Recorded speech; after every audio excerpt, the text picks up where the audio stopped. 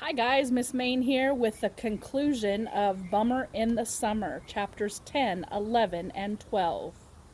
Chapter 10, How Does It Feel? The clock struck 3. Remember the clock that he doesn't have?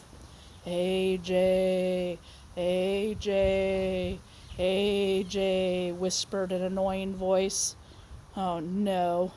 I opened my eyes. There was another ghost floating over my head. It was a smaller ghost than the other ghosts. Guess who, AJ? The ghost said in a taunting voice. My sister? Amy? I guessed. No, said the ghost. It's me, Emily. Ah! She let out an eerie, crackling laugh.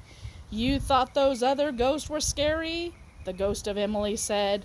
Well, I'm going to be your worst nightmare, AJ. What did I ever do to you? I asked, trembling. Are you kidding me? The ghost of Emily asked, getting right in my face. You've been making fun of me and calling me a crybaby for years. Every time I fell down in the playground or had something fall on my head, you were right there to laugh and say something mean. You try to scare me every day. And why? Just to make your dopey friends laugh.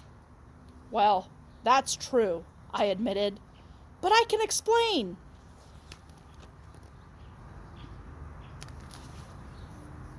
I can explain that. No, the ghost of Emily shouted at me. Now I'm going to do the explaining, AJ. I know why you say mean things to me. It's because you're an immature, obnoxious, and insecure little boy. I am not, I shouted. Stop saying mean things to me. No, the ghost of Emily shouted in my face. You're mean to my best friend Andrea all the time, too. And I know why. It's to disguise the fact that you're secretly in love with her. Ha! There, I said it. I am not in love with Andrea, I shouted.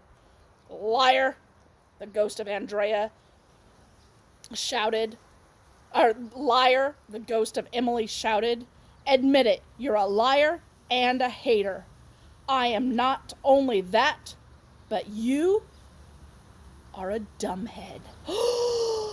What? I can't believe she called me the D word. That's like the worst thing that you can say to anybody. I felt tears gathering in the corners of my eyes. Are you crying, AJ? The ghost of Emily said. Is that a tear I see in your eye? Well, I guess the shoe is on the other foot now, isn't it, AJ? Why would I put my shoes on my wrong feet?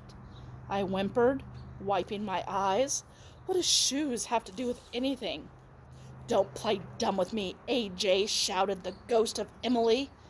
Being made fun of isn't much fun when people are making fun of you, now is it? Stop! Leave me alone, I shouted.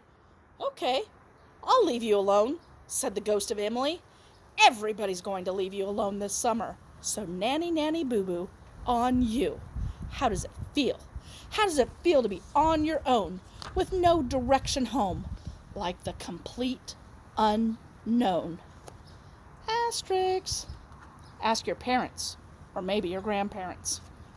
It feels bad, I said, wiping my face with my sheets. You made me cry so many times, AJ, the ghost of Emily said. Well, who's crying now?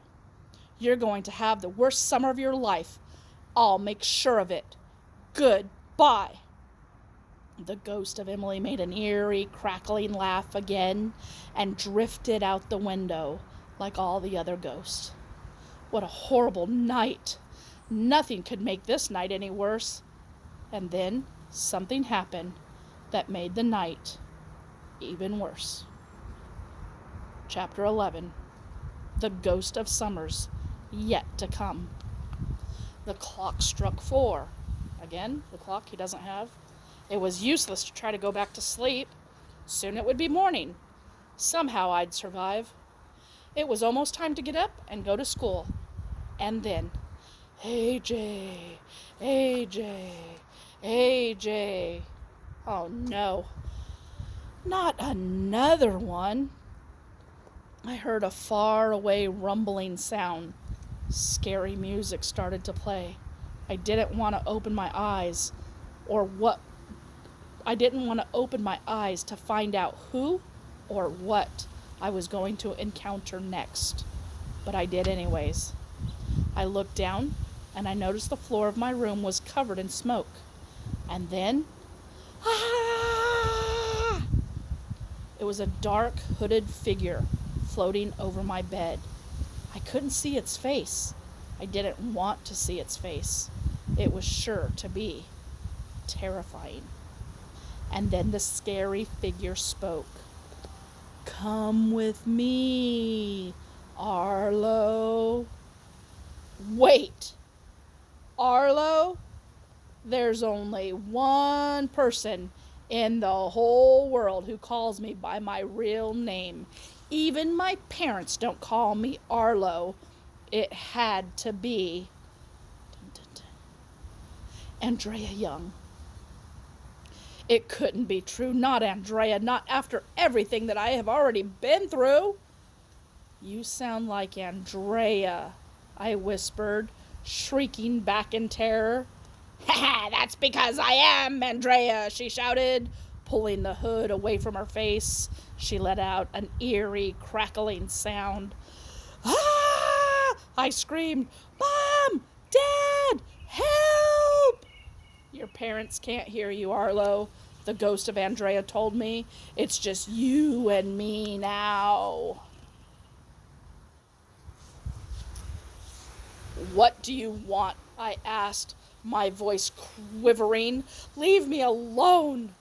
I'm the ghost of summers yet to come, Arlo, the ghost of Andrea said in a spooky voice. I'm here to show you your future. I don't want to see my future, I screamed, gathering my covers around me. Seeing the past was horrible. Seeing right now was horrible. I can't imagine how bad the future's going to be. Oh, the future's going to be wonderful, Arlo, the ghost of Andrea assured me. No, it won't, I said. You're trying to trick me. And stop calling me Arlo. But that's your name, the ghost of Andrea said. Come with me, Arlo. No, I folded my hands across my chest, because that's what you do when you don't want to go anywhere. Nobody knows why. Arlo, the ghost of Andrea repeated. Come with me. No, no way. I said, come with me. Ah! The next thing I knew, the ghost of Andrea had grabbed my hand, yanked me out of bed, and shoved me out the window. We were flying, but I didn't want to fly anymore. Not with Andrea. Where are you taking me? I asked as we floated over my house. Oh, you'll find out. Come on. We don't want to be late. Late? Late for what? We flew past some rooftops, and then Andrea made a right turn at the corner and swooped down towards the steeple of a church. Why are we going to church? I asked. Why do you think we're going to church, Arlo? The ghost of Andrea replied. We glided inside the church. I looked down. All our teachers and other grown-ups from elementary school were sitting in the pews. I could see Miss Hannah, our art teacher. She was sitting next to Miss Lazar, the custodian. There was Miss Holly, the Spanish teacher, and Mr. Tony, the after-school program director. Miss Clute, our therapy dog, was there. Even Ella Mintry was there, the old lady our school was named after. Everybody was all dressed up in their nicest clothes. Standing in the front of the pews and facing the crowd was Mayor Hubble, the mayor of our town. He was holding a book. There were two people standing in front of him, a boy and a girl. They were turned around, so I couldn't tell who they were. The boy was wearing a black suit, and the girl was wearing a long white gown. Then I realized something. The boy and the girl were me and Andrea. Ah! I couldn't even scream. The words were stuck in my throat. Andrea and I were about to be married. Isn't this romantic, Arlo? Asked the ghost of Andrea. No.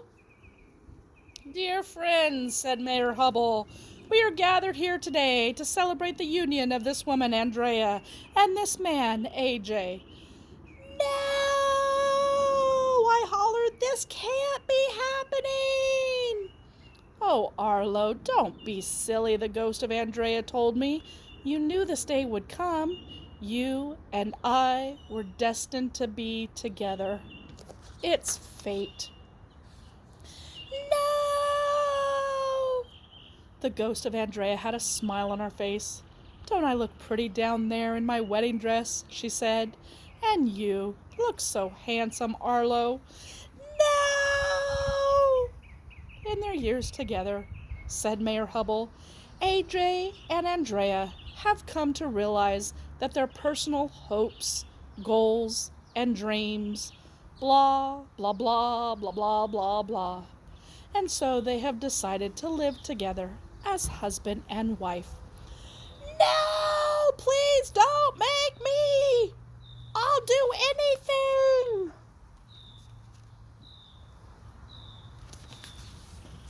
In the future, you're going to grow up and become mature, the ghost of Andrea told me. Stop saying mean things and doing mean things to people. We're going to have 9 children together, and they're going to look like me. No, it can't be true. Oh, calm down, Arlo, the ghost of Andrea told me. We're going to live happily ever after, just like in the fairy tales. No! Is there anyone here who has a reason why these two should not be joined in holy matrimony? Asked Mayor Hubble. Speak now, or forever hold your peace. I do! I shouted at the top of my lungs. Me, AJ! Anyone? Asked Mayor Hubble, looking around. Me! I screamed again. I have a big problem with this. He can't hear you, Arlo, said the ghost of Andrea. Nobody can hear you, except me. Okay then, said Mayor Hubble. Do you, Andrea, take this man to be your lawful husband, to have and to hold from this day forward, for better, for worse, for richer, for poorer, in sickness and in health, to love and to cherish, blah, blah, blah, blah, blah, till death do you part. I do, said Andrea. Stop, I screamed. Make it go away. Isn't there anything I can do? Does it have to be this way? Please don't make me get married to Andrea. I'm sorry for everything I ever did. I can change. I'll be nicer to everybody. I promise. Please forgive me. I just want to go to sleep. I'm too young to be married. It's too late, Arlo, the ghost of Andrea told me. There's nothing you can do to stop it. This is your future. We are going to have a summer wedding. Mayor Hubble didn't hear anything you're saying. And do you, AJ, take this woman to be your wife, in sickness and in health, blah, blah, blah, blah, till death do you part. No, I shouted as loud as I could. I don't. Wonderful, said Mayor Hubble. I now pronounce you husband and wife. AJ, you may kiss the bride. Ah, no, help! The ghost of Andrea turned to me and let out another eerie, crackling laugh, and then she made a kissy face with her lips, and then she leaned in towards me. Chapter 12.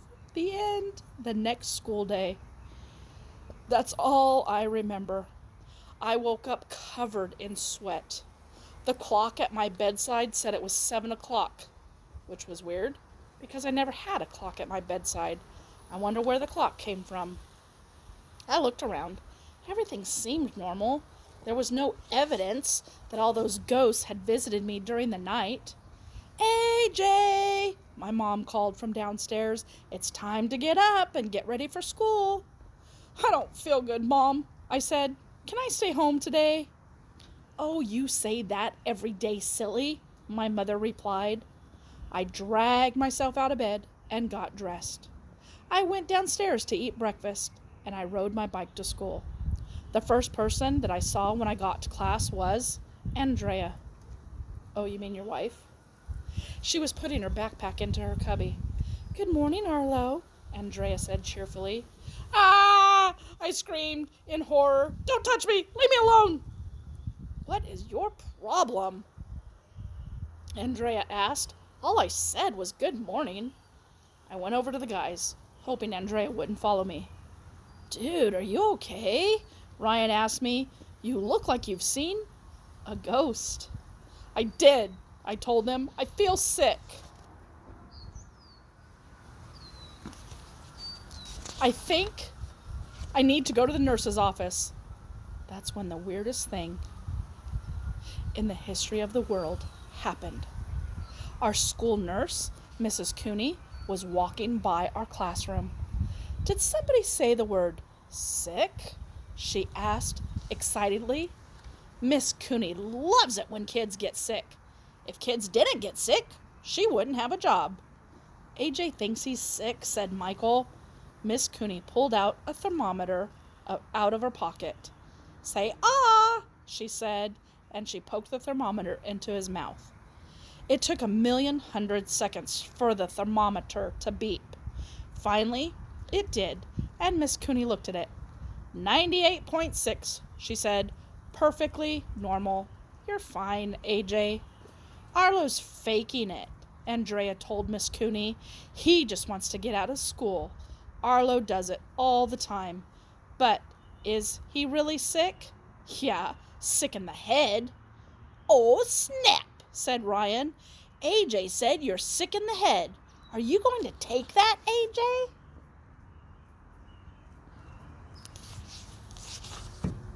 I looked at Andrea. She had her hands on her hips. When girls put their hands on their hips, it means they're really mad. Nobody knows why. Aren't you going to say something mean back to Andrea? Asked Neil. Yeah, AJ, said Michael. Aren't you going to say something mean back to Andrea? I was faced with the hardest decision of my life. If I said something mean back to Andrea, I would get in trouble. And if I didn't say something mean back to Andrea, all the guys would say that I was in love with her. Ryan was looking at me, Michael was looking at me, Neil was looking at me, Emily was looking at me, everybody was looking at me. It was so quiet, you could hear a pin drop. I don't know what to say. I didn't know what to do. I had to think fast. No, I said, I'm not going to say anything mean back to Andrea. I went back to my desk and I sat down. Ooh, Ryan said. AJ isn't going to say anything mean back to Andrea. He must be in love with her. When are you going to get married? Asked Michael. Well, that's pretty much what happened. Maybe all the ghosts will stop bothering me and mind their own business. Maybe I'll get to fly again. Maybe Billy will stop running around in his underwear. Maybe the ghost will get out of the vacuum cleaner. Maybe the Earth's rotation will slow down again so that we can have summer this year.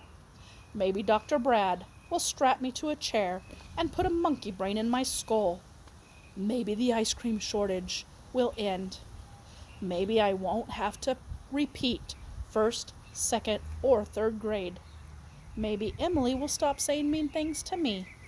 Maybe I won't have to marry Andrea. Maybe I'll get a good night's sleep again. Maybe I'll try to be a nicer person. But it won't be easy. The end. I hope you guys enjoyed it as much as I have enjoyed reading it to you.